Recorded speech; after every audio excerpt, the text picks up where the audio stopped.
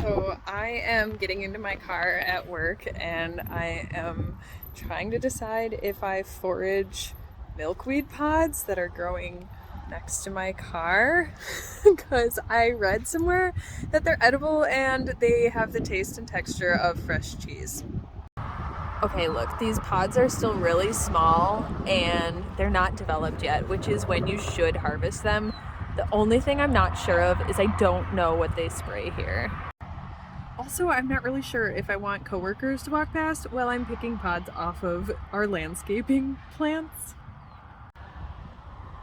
I don't see anybody, so maybe just a couple.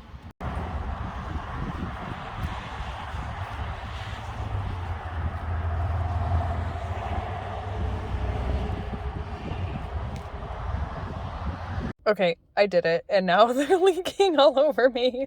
Okay, maybe if I knew how sticky that sap was, I would have done this when I got home instead and just walked through the field to see if we have any that are ready for harvesting.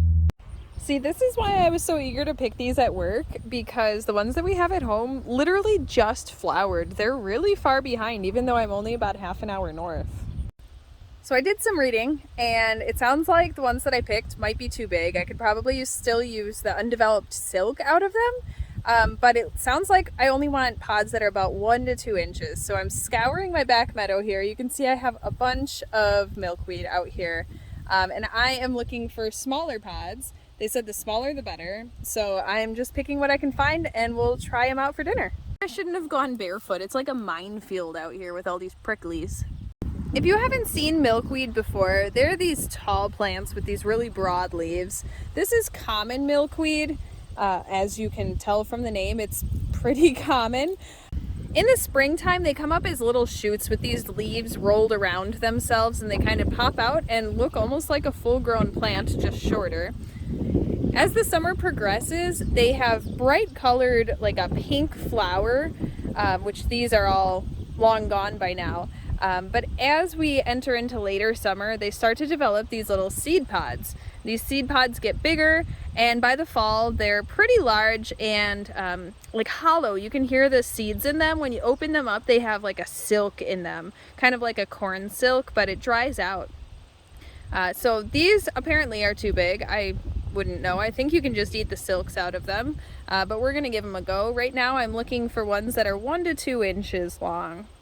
We have so many cool wildflowers this year. All of these yellow flowers are St. John's wort. You might recognize that name from like medicinal supplements.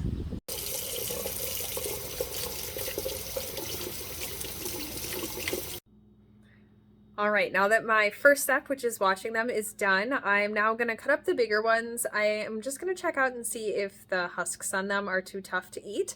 Otherwise, I'm just gonna cut them up into sections 1 inch or smaller. On the really small ones, I'm just gonna cook them up whole. So this was one of my larger ones, and the husk actually doesn't seem that tough, so I'm gonna cook it up. If it's too tough, I'll just eat around those pieces. This is the inner portion. You can see that there are seeds on here that are starting to develop. They're still not colored, so this is totally fine to eat too.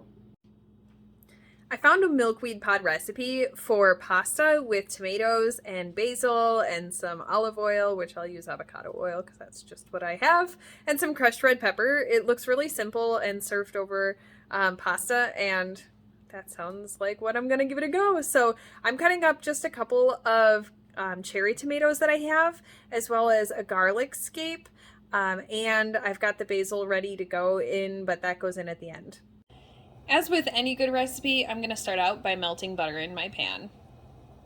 Next, I'm adding in my garlic scapes. These are a little bit different than garlic. These are the above ground part of the garlic plant. And I'm just going to saute these a little bit to get the flavor to release. Next step, I'm going to toss in my tomatoes and my milkweed. These obviously have quite a bit of moisture, so there's a lot of sizzling going on. I'm going to stir those in.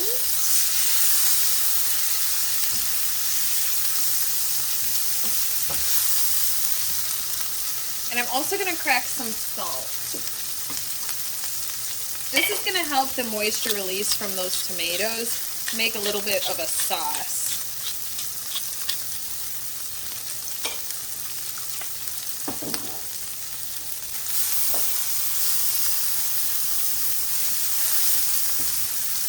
see how green these are getting right away? That's pretty cool.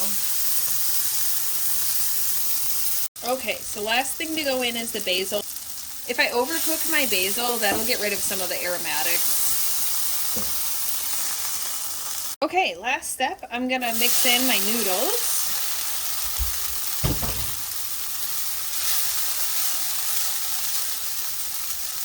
Oh, that was way too many noodles. Oh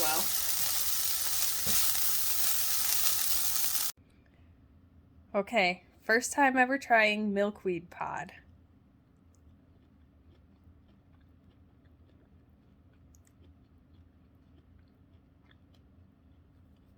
Okay, so people compared it to okra, and I can definitely see why people have compared it to okra. I kind of think it tastes a little bit like a cucumber, or maybe like a cucumber and a zucchini mixed together. The inside definitely has a fresh cheese texture, so like those unformed seeds and silk, the centers here.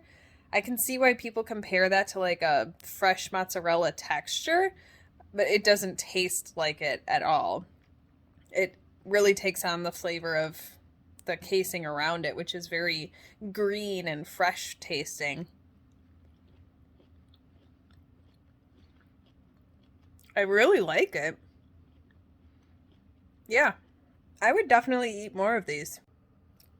Well, there you have it. I ate milkweed pod for the first time, and so far I haven't died. I will link the recipe that I used. I kind of took some liberties because that's just how I work, but I'll link the recipe that I used in the comments, or rather in the captions. But yeah, absolutely a great recipe. So far, so good. I'm going to finish my dinner, and I'll see you guys later.